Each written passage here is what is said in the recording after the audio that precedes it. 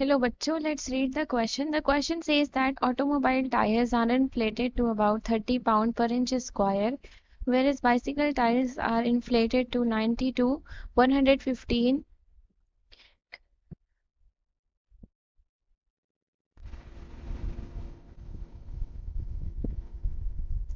Pound पर inch square at least 3 times as much pressure Y.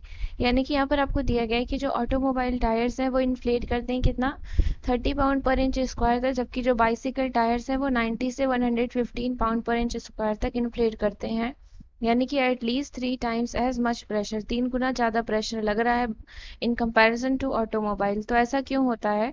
So here the key concept is we know that pressure is equal to क्या होता है? Force upon area. That means smaller area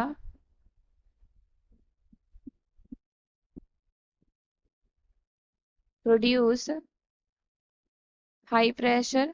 अगर smaller area रहेगा तो pressure हमारा क्या हो जाएगा? ज़्यादा हो जाएगा।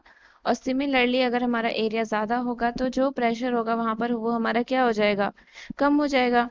तो यहाँ पर क्या होता है, हम मान लेते हैं ये है हमारा बाइसिकल का टायर और इसको हम मान लेते हैं ये है हमारा ऑटोमोबाइल का टायर। तो यहाँ से आप देख सकते हैं कि बाइसिकल टायर का जो एरिया ऑफ कांटेक्ट है ग्राउंड के साथ वो बहुत कम है और ऑटोमोबाइल टायर का इसके कंपैरिजन में क्या है? ज़्यादा है। So it needs it needs high pressure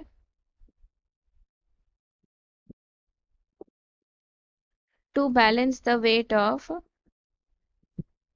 to balance the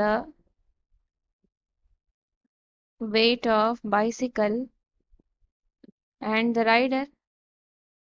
तो यहाँ हम बाइसिकल और राइडर का वेट क्यों कह रहे हैं? क्योंकि क्या होता है, हमारा pressure is equal to force upon area होता है। सो हमारा फोर्स क्या होता है? Force is equal to pressure into area होता है। तो यहाँ पर हम क्या लिख सकते हैं? W is equal to pressure into area that is equal to force. यानी कि इसको क्या चाहिए हमें? बाइसिकल के टायर को ज्यादा प्रेशर चाहिए होता है ताकि वो बाइसिकल के वेट और राइडर के वेट दोनों को ही क्या कर सके? बैलेंस कर सके। बिकॉज जो एरिया ऑफ कांटेक्ट होता है यहाँ पर ग्राउंड के साथ बाइसिकल का, वो क्या होता है? स्मॉल होता है। I hope you understood it well. Thank you and best of luck.